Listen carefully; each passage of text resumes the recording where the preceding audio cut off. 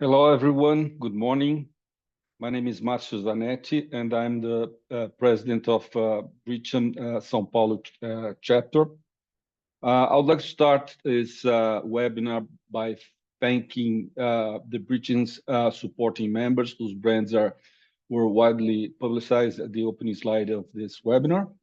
I'd like to thank also to Alan Lufti and Jessica Alencar Araripe, President and Vice President of the Economy and Finance Committee for organizing this event. I'd like to thank everyone at the audience. And lastly, I would like to thank the speaker, Silvia Ardila, Regional Director for Latin America at Speyside, and Rafael Arantes, Country Manager for Speyside in Brazil. I'd like to give you guys some words on the British Chamber. The British Chamber of Commerce and Industry in Brazil has been operating in Brazil since for the past 109 years, and is the most relevant forum for Brazil slash UK business and government community to increase trade, investment, services, and bilateral relationships. We operate nationally in Brazil, and we have branches in São Paulo, Rio de Janeiro, Paraná, and Minas Gerais. And we bring together in the chamber major British investors in Brazil from the most diverse sectors of the economy, as well as Brazilian companies that engage in UK-Brazil relations. The chamber operates through 13 thematic committees, as you can see in our opening slide. These initiatives are carried out until now this year, includes in-person events, webinars, lunch lectures, technical visits, seminars, meetings with the CEOs and with the public authorities, among other actions. All the activities we carry out follow to reinforce Brazil's mission to promote bilateral business between Brazil and the United Kingdom, working to create diverse, inclusive, prosperous, and sustainable business environments and societies, serving members and contributing to the growth, trade, industry, services, and investments. I invite everyone to visit Britcham's website, www.britcham.com.br, and participate in the Chamber's next events. Let me give you a brief explanation of the webinar dynamics. Today's webinar will be streamed through Zoom and YouTube. We will have the speaker's presentation followed by a Q&A session. The Q&A session the questions can be only be sent through the Q&A tool of the Zoom platform. We ask the audience to mention name and company before sending the questions for identification purposes. And there will be a correction for the questions asked. And since there's a time constraint, we apologize for questions that might not be answered by the speakers. Now I'm going to present you the speakers. Silvia Ardila brings 18 years of experience to her role as a Latin American regional director. Her track record in corporate affairs and public policy includes senior counsel and support for leading companies in both Latin America and Europe. Before joining Speyside in 2016, she spent several years living in Italy and France, where she worked in healthcare specialized consultancies and led projects for companies such as Novartis. In Latin America, she has also worked as Corporate Affairs Director for HC Human Capital and as External Relations Leader for Latin America at IBM. Besides working for Speyside, she worked for as a Corporate Affairs and Reputation Professor at Universidad El Bosque and Universidad Sergio Arboleda in Colombia. Now, Rafael Arantes. Rafael has over 16 years of experience in corporate affairs, government relations, and reputation management. He began his career at the British American Tobacco, BAT, and has held key roles at Syngenta, Nutrien, United Healthcare Group, focused on stakeholder engagement, strategic communication, and ESG. specialized in um, political analysis in Brazil. He assesses business impacts, manages crisis, and align corporate strategies with public policies. Now I pass on the words to Silvia and Rafael. Silvia and Rafael, the floor is yours. Thank you, Marcio, for this introduction, and thank you everyone for joining this session. Rafael, if you want, you can project the presentation. So, so what we want to do today is to give you an overview on a couple of global situations on the global context and how it will impact the Brazilian elections in 2026.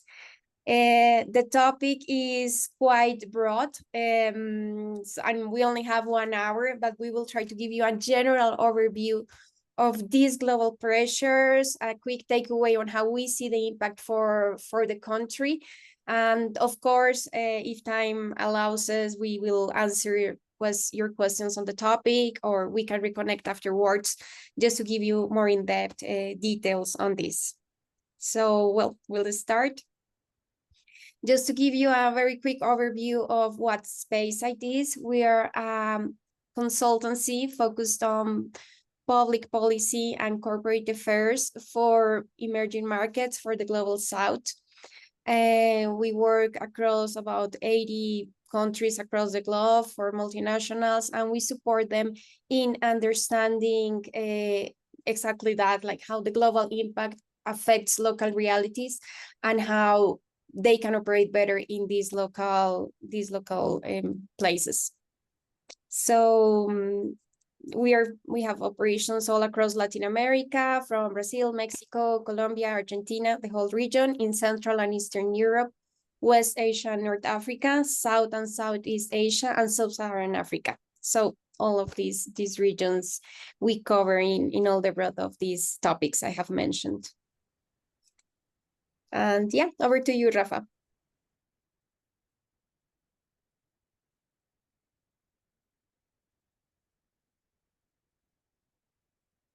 Hey, thank you. Thanks again, Marcio and Britcham, for the opportunity talking today. So we are. I will start this presentation saying that I remember that in the 2022 elections, many political analysts predicted that election of the 2022 would be the last one with such intense polarization. The anticipated shift towards a more centrist election starting in 2026. I even leaned towards that view myself. However, almost 4 years later, we see that this analysis was off the mark. We are facing again a highly polarized election, significantly influenced by these global events that we're going to bring up. And this ties to another prediction that did not materialize back then. Many suggested that we were entering in a period of deep, and this is what they called deglobalization, which suggested that we would have a minimal external influence and the internal politics would drive all the decisions. What's actually happening is what we call here a globalization, where there's some skepticism, but the foreign policy still remain very strong in the decision makers in Brazil. So it's in this landscape that we will have our elections next year.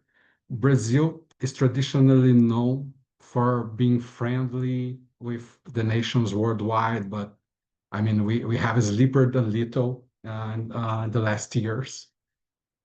And this position of dialoguing with all the countries, all the nations, regardless who is the leader, what's the regime, it brought economic benefits and it brought favorable negotiations to Brazil. And now we must navigate a new geopolitical reality. It's everything very turbulent. And what remains the same in this context is that we are still recognized as an oasis of food security, what elevates our agriculture beyond a mere economic aspect. And we are going to mention this after, but the same is going to happen regarding the critical minerals, the APIs. The world in this landscape is watching our environmental actions, especially with the COP30 approaching in some days. And we have already experienced the consequences of aligning too close with one or another bloc, such as the BRICS, the Western blocs, and what are the outcomes of these and what we should avoid in the future. And regarding this slide here, one last point that I want to underscore here is when we discuss the economic growth, the record high stock market, more stable economic situation, all of these factors, they are arguably the biggest influence to the external environment of our election. And these trends are primarily driven by these international dynamics, and they directly impact our domestic environment and how we are going to behave, how we're going to vote, how is going to be our sentiment when we are going to the ballots next year. So just to summarize this slide, this international aspect, how the world goes on, it affects directly how the electors are going to vote into 2026. Thank you, Rafa, for that introduction. So you can go to that one. Okay, so these are the 7 aspects, global pressures that we will analyze today. The first one is the area of fragmented global leadership, the US influence, its relationships, and the current narratives. An overview on LATAM and how it influences, of course, the context in Brazil. What else is happening and shaping the discussion in the global south? How international conflicts could be affecting. AI, of course, is a topic we cannot leave out at this point of time. And of course, environment and climate. So we can start with the first one. So the era of fragmented global leadership. So the world is undergoing geopolitical alignment. The previous geopolitical area, which started at the end of the Cold War and ended with the global financial crisis, was characterized with the US taking the leadership, taking kind of a role of sheriff of the world, and promoting cooperation, global cooperation, and of course, boosting globalization. This is the period when many multilateral organizations as the WTO emerged. And yeah, global cooperation was everywhere. Globalization was the word of the day. But now this is changing. We are now entering a new era when there is not a single nation or coalition that is not only capable, but willing to steer in the international agenda, because this is also a matter of having the power to do that, but the willingness to do that. And we are seeing that the US is drifting away from that. So right now, the characteristics we are starting to see in this new era are a lack of a dominant global power. Leadership is more dispersed. We have, of course, the 2 biggest powers, the US, China, very opposite. We have the BRIC countries, which are growing powers, but still none of them is dominant enough to take this role, and many medium nations. So at the moment, we don't have like a really global leader. And the US has a step back from its traditional role of taking this leadership for many years. It's no surprise that the slogan now is America First, because it's really that, America First. They're focusing on the US and what matters for the US in particular. And as mentioned, the global south lacks the cohesion or influence to fill in this gap. Brazil, China, India, all are powerful nations, but we don't see anyone in particular taking this role now. So there is a misalignment in the distribution of global power and the representation and decision-making processes in major international institutions. Of course, this has an impact on the elections. So Rafa, if you want to discuss that.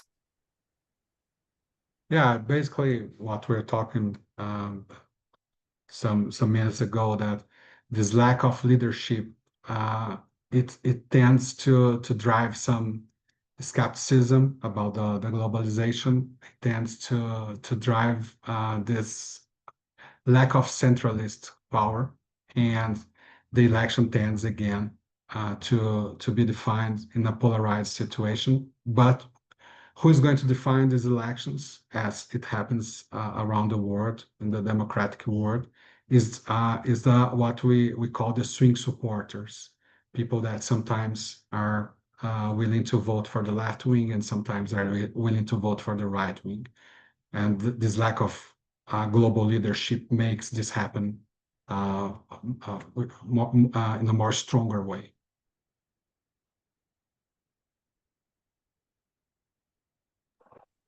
So here, well, I'm not going to bore you with telling you what has been happening during 2025. It has been a turbulent year where the US has shifted their approach to the rest of the world. There has been a narrative around the US being badly treated for many years. So the current president says he wants to reshape that. And for that, there has been a lot of focus on new tariffs, a lot of focus on stopping migration. The main business risk for this stems from the US presidency leadership style, where policy decisions can be shaped more by personal judgment over institutional continuity. And there is a lot of unpredictability for investors on these sides. More politically closed firms are being more rewarded than those that are not. We see that efficiency and innovation is starting to suffer. Tariff uncertainty is the new normal. We have seen the word tariffs in the news like never in history before. All countries, including, of course, Brazil, has been affected by these discussions and by the uncertainty this really brings to the country. And corporations are struggling to prepare for long-term goals, are struggling to make decisions because we don't know what the next move from the US will be and how it will be affect the country, how it will be affecting the country. And the impact on the elections, Rafa, if you want to mention it quickly. On the previous one. I think it's just worth to mention that it's maybe the first time in our history that we really see in reality that the political aspects, they outweigh the economical aspects. And we just saw this during the Brazil and US negotiation about these tariffs, that both Trump and Lula, they took advantage of the political leverage they had with that speech. And when this was almost over, I mean, when the speech was not making any difference any longer, they decided to negotiate because it was this case that the political aspects were more important in their view than the economical aspects, something that we saw for the first time here. And it tends to be the rule since we are in this new geography, in this new geopolitical landscape. Thank you. And now deep diving into Latin America. So I was recently reading a book that I wanted to recommend. Well, I put here two recommended readings. But it says that Latin America is two things. One huge country that speaks Portuguese, but has a very different reality, culture, history, and way of living than the rest of Latin America, which is 20 countries, mostly medium, small, that speak Spanish. that of course are very different among them, but have more of a shared culture. And of course, this shapes our reality of Latin America, because Brazil is huge. However, we have a big division with the rest of the Latin American reality. And if you read this book, América Latina, La Visión de sus Líderes, this is a book that interviews 27 Latin American leaders from all the countries, including Brazil and all countries. And one common narrative is that the region is not really aligned in terms of narrative, is not really aligned in terms of interest. There has never been like a common goal. Mexico, the two biggest countries, Mexico has a very different relationship with the US than the rest of the Latin American countries. So it has different interests than the rest. So Mexico not necessarily would be the best country to take the leadership if it only is interested in its own aspects. So Latin America lacks a unified foreign policy framework. There are regional organizations like CELAC, like the OAS, but they often struggle to align priorities among all of these countries. Countries like Brazil and Argentina, and we will see a graphic later, are relying more on China, while Mexico and Colombia is more integrated into the US economy and have more trade relationships. We have seen the political ideologies differ from term to term. We just moved from left to right. We see the change in Argentina. We saw the change in Colombia when Petro came to power. Now, probably the next term probably would be the right again, would happen. So this changes from term to term and moves all the time. Also, the security concerns are different. Central America has its own concerns, a lot of crime, a lot of focus on migration. South America has different challenges.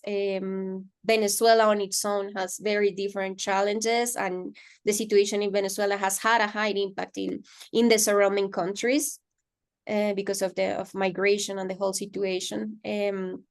So you can move to the next, Rafa.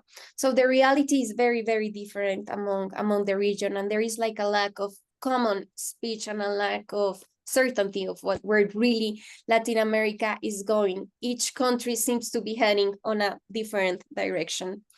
Also regarding trade agreements, these are fragmented, Mexico being part of the USMCA. Then we have the Pacific Alliance, we have Mercosur, we have the ALBA bloc that it's a bit different, that focuses more on ideological alignment with countries like Venezuela, Bolivia, Nicaragua, those more to the left. Central America are part of CAFTA, the Caribbean has different agreements. And as mentioned, yeah, Mexico has this dual role, and this is the country that it's the closest one to the US and has a different influence. We put here a graph, it says 2023, but it's pretty much the same, of the largest trading partners, how they changed from the 2000 to 2023. Next one, Rafa. Also, there is something important to mention about Latin America in the current context, and is that the region is central in the global energy transition and tech supply chains at the moment. This is due to the very big reserves, particularly in South America, of lithium, of copper, of rare earths in general, which are fundamental to make electric vehicles and other sorts of technologies that are key in the current context. So this means that Latin America is also an epicenter of the US-China competition that we are seeing, where we have the minerals that they are needing. So we will be part of their discussion of their struggles. And next one. I just want to add two things before. It's interesting when it comes to Mercosur that we have clearly some pendulums swinging these countries, Chile, Argentina, Uruguay, and Brazil. We can see a cycle, a pattern of different political currents that takes place in these countries. For example, we had the Kirchner era with Mujica and Lula. Then came Lacalle Pou, Bolsonaro, Macri, and Pinheira in Chile. Again, we had the prominence of the left with Boric, Lula, and Alberto Fernandes. So I know this is like one of several factors, but this is something very particular of Latin America, of the Mercosur, that help us to predict some scenarios. And I just want to add in this slide here about the critical minerals, particularly after the COVID outbreak. The countries are now more concerned on avoiding the dependence on one single partner, one single supplier, especially if that supplier is China. So in this context of the critical minerals, all eyes of the world are now in Brazil and our neighbors in South America. And the great question is, what are we going to do in this situation? What are we going to ask in exchange? I mean, this debate is not sufficiently being done internally. So we decided to bring this slide because despite all the Argentina being a rival of Brazil, there are so many things in common. And I think it's important to highlight here a few things that we can learn once again from this recent election we had some weeks ago of the Argentinian legislative. And I like a lot this phrase. It guides a lot of our materials here, that data is guide, but it's not a prophecy. And we've been seeing this over and over more intensely in the recent years. I'll bring here some examples that I can remember. In Brazil in 2022, it was widely believed that Lula would win the election in the first round. I don't know if you remember that, but in the end, it was our closest election ever in our history. The same in the United States, where they thought that Kamala Harris, she would be more competitive than she turned out to be. And I mean, the polls, they were wrong in analyzing and bringing the results, creating this false perspective in both cases. So in Argentina, and this is what the graphic shows, no poll came close to predicting the final results we had. And the result here of the stock options, it became clear that no one was expecting that Milei's party would have the significant majority. So this was how the market reacted, with 3,000% increase. And this brings another thing that we should pay attention for the 2026 elections in Brazil. Is what we call the silent majority. There's a phrase that puts it in a nutshell, that the voter who stays quiet at a family dinner is the same one who swings the election. So Milei, Bolsonaro, they are product of this reality, and sometimes the polls, they fail in predicting that this is going to happen. And this is something that we should be more careful every time we see a new poll, because there's always something that is missing there, especially because the number of polls nowadays, it's really, really high. So about the impact on the elections for 2026, I think it's highly relevant for us to recognize the trending emerging in some places, especially the countries surrounding us. They affect us because of the geography of how close they are.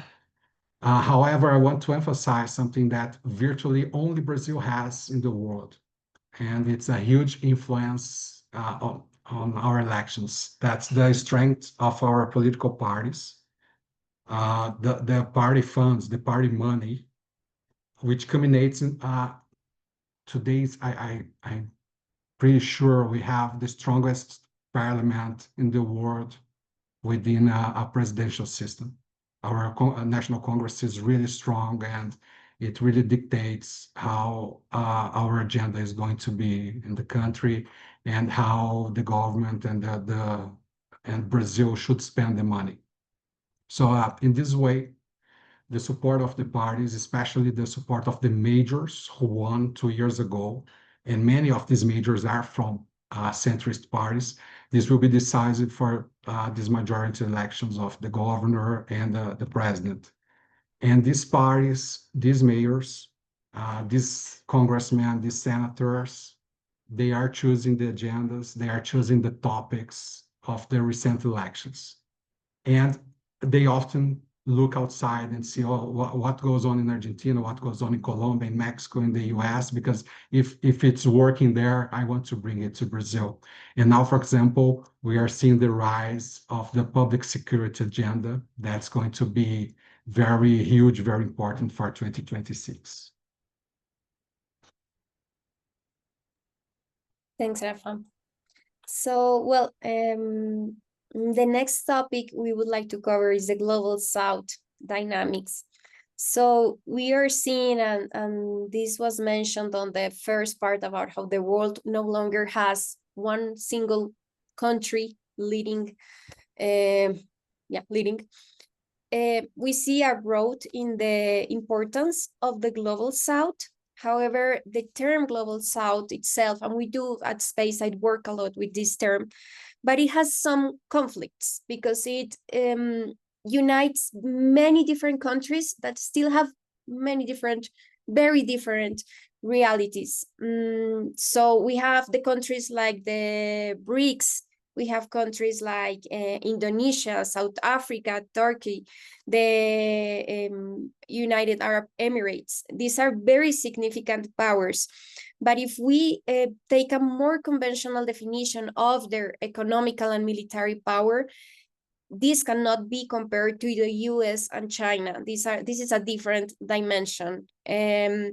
So the relevance of this country is growing. Maybe what we will see in the future is exactly that. More countries having a very important global relevance, not these single powers having all the power in everything, but this will likely to keep growing. The influence of the BRICS will probably keep growing. However, among the BRICS, we have two that are more neutral, which are Brazil and India. So it's not like the BRICS is also a unified concept. Of course, there is a search for differentiating, getting a distance from the US-China blocks, perhaps rather than an alignment. It's also important to mention that middle powers tend to focus on pragmatic diplomatical approaches and try to get away a bit from ideological struggles, preferring more transactional instances that help boost their social and economical development. An example of this can be the way how Claudia Sheinbaum in Mexico is handling the relationships with the US in a very pragmatic way, trying to not get into a very confrontational state, but trying to get into a dialogue. And it has helped a lot to lower a bit the tension between the US and the Mexico dynamics. So Rafa, if you want to deep dive more on what this means for Brazil, please. Okay, regarding Brazil, I think we are in this new dynamics of the geopolitical aspect. We are finding what we should do different and what we should do like what should be the same. And it seems to me like Silvia was talking about the pragmatism. We've always been very pragmatic. Brazil is a nation that can dialogue with all of the leaders worldwide, and my expectation is that after this turbulent phase that we are passing through, Brazil is going to be that country again that is able to talk to everybody, despite the kind of narrative that we use internally, because this brings lots of good results to Brazil. And most of all, I think that we realized that besides being important for food security, now we are important for critical minerals, and we have to find ways to negotiate since we have this leverage here, since we have these assets. And I mean, this is a tradition that Brazil should and will probably keep for the next years.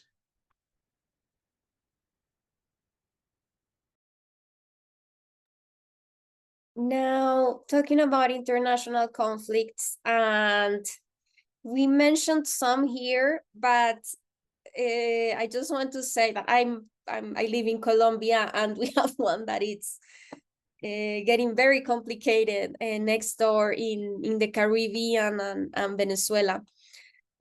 So what we have seen is that armed conflicts have risen significantly in the last decade. And besides the cost of lives, the cost for the economy, they also disrupt global supply chains, impose new compliance and regulatory requirements, and of course, threaten the security of employees and assets for companies. So global conflicts affect everyone, even if they happen like very far away geographically. First, we have the conflict between the US and China, which drives tech security and influence competition all around the globe, and we are all immersed in that conflict. We have the Russia-Ukraine long conflict. It's taken longer than expected. It has caused a lot of destruction, of human losses, on economical damage, but Russia stands still there with their aim to gain power in what used to be the Soviet Union. Middle East conflicts disrupt energy, shipping, and all the discussions about oil that we have in that area. We are also having flashpoints in the Indo-Pacific.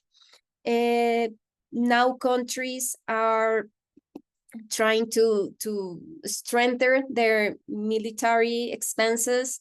So we are seeing a lot of issues here. Security first is replacing a bit the globalization logic.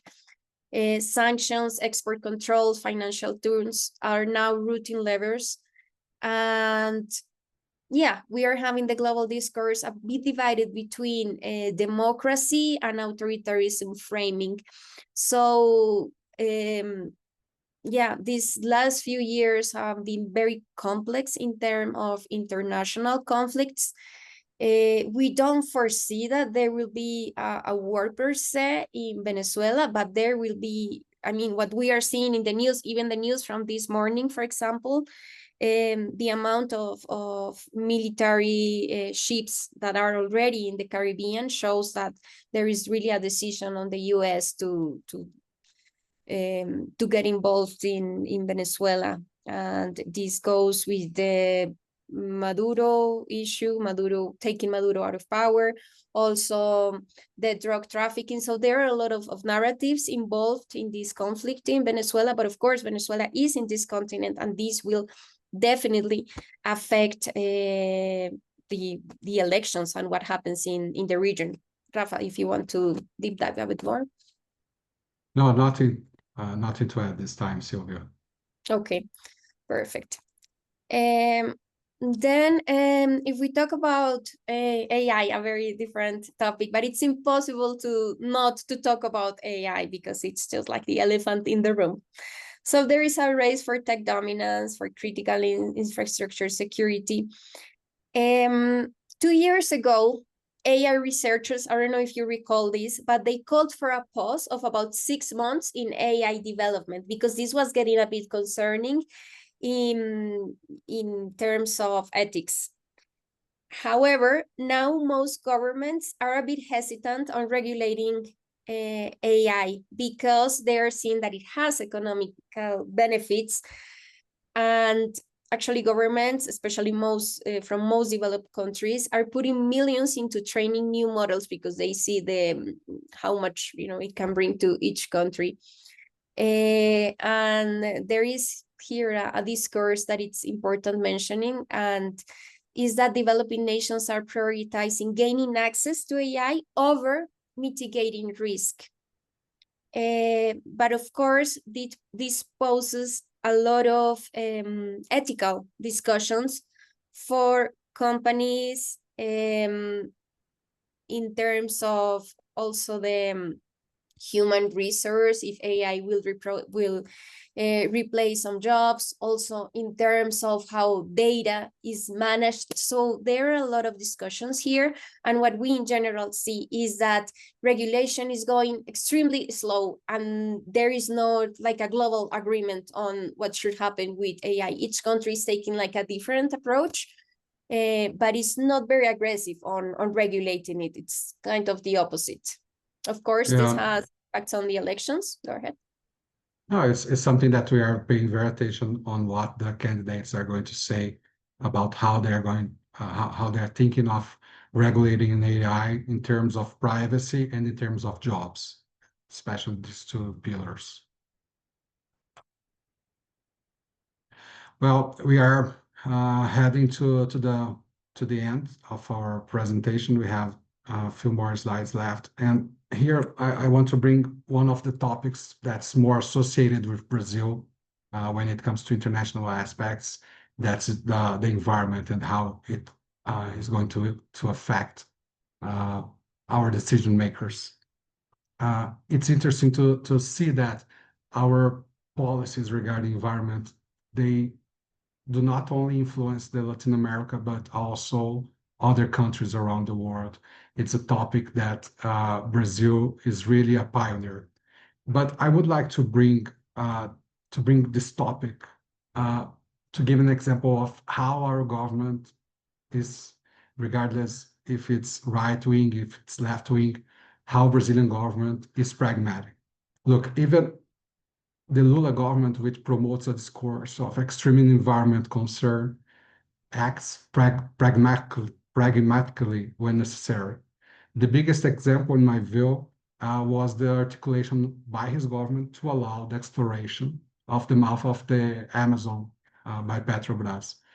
The same government, I just remember other example, the same government also concluded the largest environmental agreement in the world, the Mariana Agreement, which was a little controversial, but when it needed the government to sign, they solved a problem that lingered for more than 10 years. What I want to say is that, and we say this to a lot of our clients, we need to see the actions before the speeches. And regarding the actions, the Brazilian governments, in the plural, we end up having more pragmatic government, regardless of the ideology. Thinking this way and seeing these points, I think it's a favorable thing when we are wondering of attracting new investments in Brazil. So finally, what's coming after 2026? That's a question that should be asked more often, in my opinion, because we are very concerned about next year, but we should be more concerned about 2027 and afterwards. Regardless who the president is going to be, it's safe to say that the bigger winner, again, will be the National Congress, which has controlled the largest part, not the largest, but a significant part of our budget and a significant part of our priority agenda. In addition, especially after a year in which we will have a lot of spend that will be 2026 because of the elections, 2027 will bring a reality check in which accounts the national budget will need to be reorganized. And in this context where there's no room for more tax increase, that's clear. So the only option would be to cut spending. And we've been talking a lot with our clients which have tax benefits, tax exemptions, about how well they can sustain that the relevance of these benefits is really important in a scenario where there will be cuts. because the country will need to organize its priorities in terms of spending.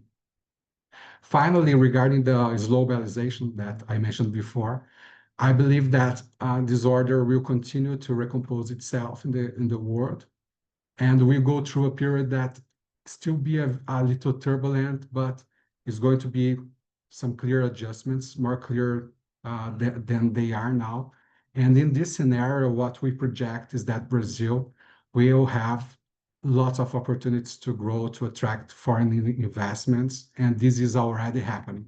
So I think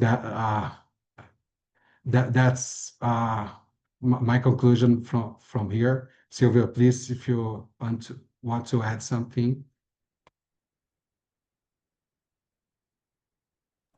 Sorry, no, no, thank you. I mean, this has been a very tough year, I think, for everyone in the world, in the region. There is a lot of uncertainty, and that seems to be the word of the day.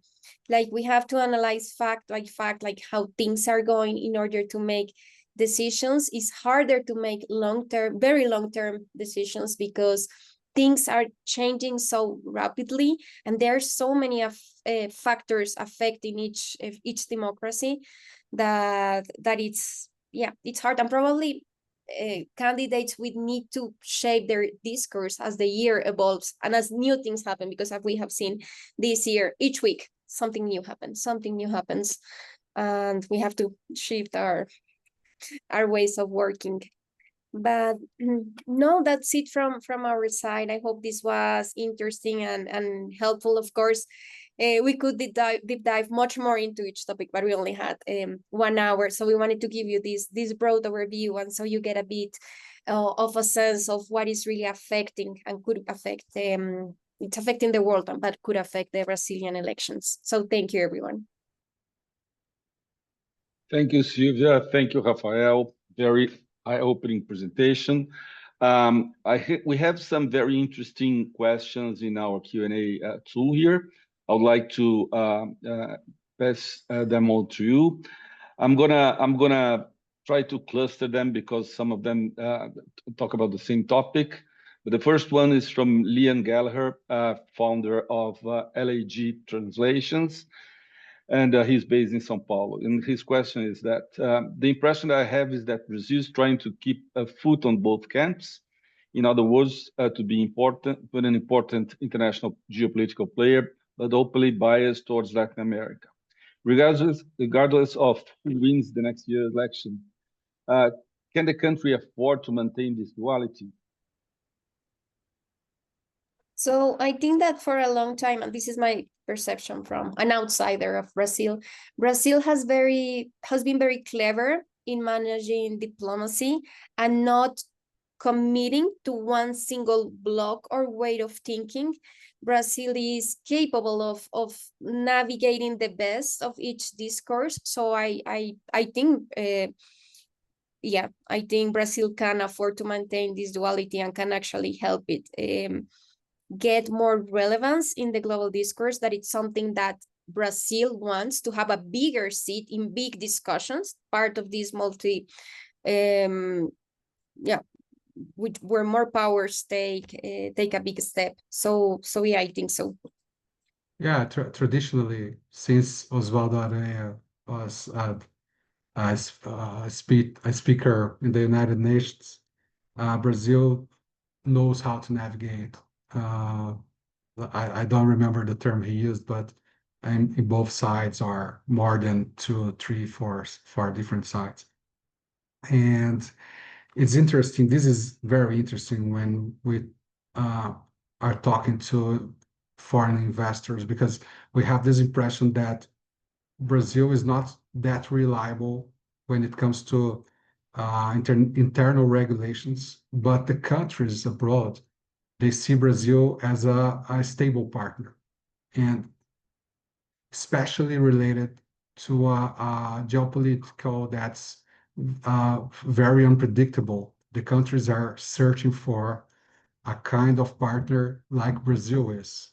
If you talk to foreign investors, they always say that our institutions are very strong, that we are seen as a very clever, reliable partner to negotiate. So when everything is a mess, is messed up like we are seeing in the world right now, Brazil emerges again. And every time this happened in the past, we had absolute gains in terms of economic, in terms of negotiation as a reliable partner. And of course, it depends on how we are going to position ourselves. So that's important, that besides supporting some kinds of leftist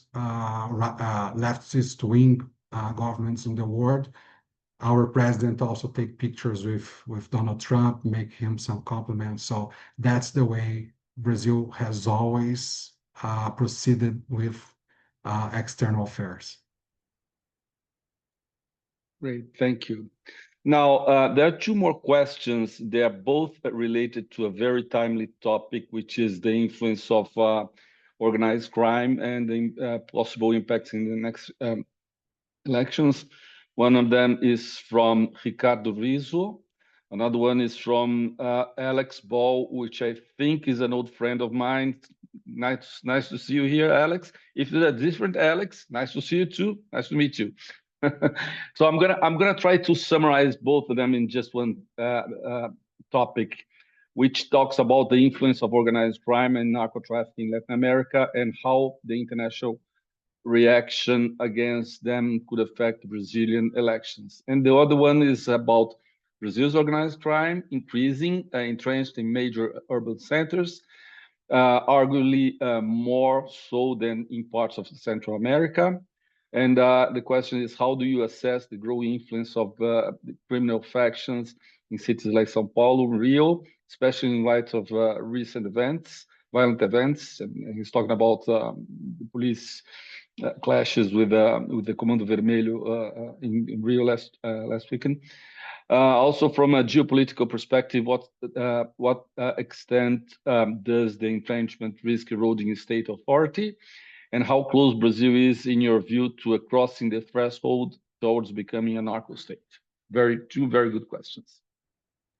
Okay, so regarding public security, it's about the question of how we assess it. We always try to understand what are going to be the political trends for the next elections.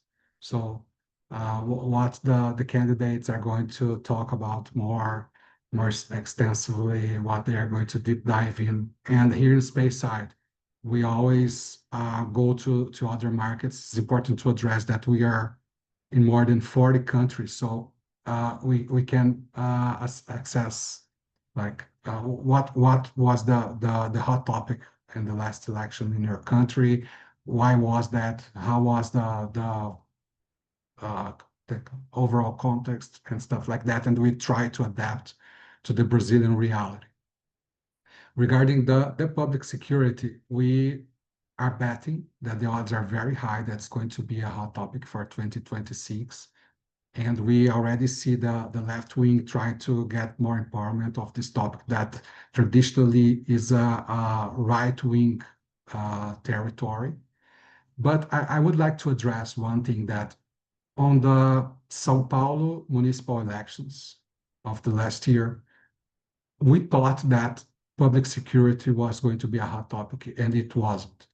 And we had some candidates that had prepared themselves to talk a lot about this, that had all the numbers, that knew all the numbers like the back of their hands. But in fact, this was never the topic in a city like São Paulo. So it surprised us a lot that São Paulo suffering day by day with this kind of problem did not put this topic under discussion during the election. So sometimes it happens, especially in polarized discussions, because what we have is that people who are more silent, just waiting for the candidates to speak, and these are the swing voters that we mentioned, They are trying to decide based on this agenda, but the extremes, they impact more on what goes to the media. And taking the example of São Paulo again, last year, it seemed to us that the public security did not find a way of being like an electoral topic, despite the evidence that it should be more discussed. But still, we believe that this is going to be one of the main topics for the next year, especially because the other themes that were being discussed till now, they are a little the people are a little tired of discussing over and over again. So they are trying to see what's coming next, and the odds are high that public security is going to be one of the hottest topics for 2026, like it was in some other Latin America countries and some other Asian countries, African countries as well. Let me ask you a personal question here, Rafael. Also regarding this crime, organized crime thing. So we see a lot of many of our neighbors recognizing the organized crime groups as terrorist groups, and of course, I don't see any risk of U.S. invading Brazil because of that, of course. But I mean, we know that when you recognize a group as a terrorist group, you can it's easy for some information exchange situations, or help from organized, or let's say developed countries towards Brazil fight terrorist groups, or these are organized crime groups. So how do you see that situation, especially regarding our neighbors, and how likely you see that passing in this topic passing in Brazil in the Congress, regardless of who's the next president? Well, I mean, the odds of identifying Comando Vermelho or other internal group as a terrorist, regardless how we are going to name them, internationally, it's our opinion that they will never get the same level of dangerous of other groups that are more the target of these countries. It's more a way of pressuring, especially how the opposite uses this discourse, this speech, in a way of pressure the government for doing something. And it comes in a moment, and this is very relevant for us to realize, to understand that the right wing in Brazil, which always was always saying what should be prioritized, that had the control of social media, they are kind of lost now. So the left wing, the government, took control of the narrative, and this topic, and is by tradition a topic that the right wing speaks up more than the left wing. It appears at this moment that they need to regain a narrative less than 1 year for the Brazilian election. So I think it's more like a matter of narrative and not in practical, in actual terms. This is not going to represent something that Comando Vermelho is going to be like that extremist group from Europe or from the East Asia, for example. Got it. Thank you. So I would like to pass on the words to Silvia and Rafael for last words, and thank you very much for this event, guys. Thank you, Marcio. Thank you to the British Chamber, and thank you to everyone that joined. It was a pleasure being here today. Thank you all very much. So I hope you stay in contact with us. If you want to reach out, please feel free to send us emails to know more about ourselves, about Speyside.